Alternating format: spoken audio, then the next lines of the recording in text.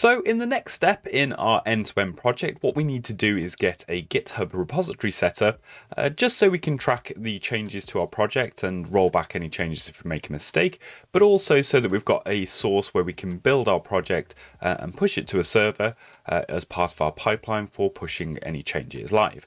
So with our NX tooling, with our package that we've already got set up, you can see we've already got the project initialized as a Git repository, but that's our local repository. But that's good because it means if we make any changes such as this, you should see them then tracked within our version control. So here we can see that the main.ts file, let's make this a little bit smaller just so you can see what's going on, is tracking that change that we just made there. So if we wanted to push that live, for example, then we would need to commit it to the repository, but then we need to push it up to our GitHub repository, which will then in turn build our project once we've set up our delivery pipeline. So what we're going to do now is actually set up the GitHub repository and link it to this local repository that we've got set up. So if you head on over to your GitHub account, and if you just from the menu up here, select a new repository, and then just give the repository a name. So let's say rickandroll, because that obviously matches the project name that we've got. And you've got a choice of making it public and private, obviously. I'm just going to leave it as public for the moment. So let's just create that repository.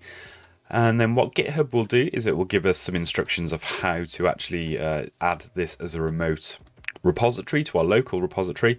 So the first instruction is obviously if you've not created a project already, and you can use the Git Init Command here to create a new local repository, but we don't need to do that because NX has already done it. So we can follow this instruction here.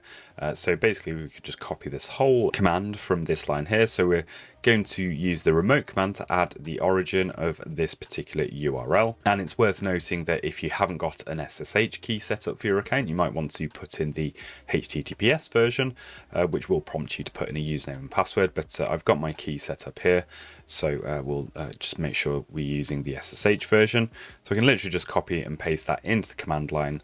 And there we go. We've got the origin set up for this particular project to be now set up to point to the remote GitHub repository. So with that done, the only thing really to do is to kind of push that branch up to the remote repository, and we can do that with git push upstream origin and its main is the name of the branch.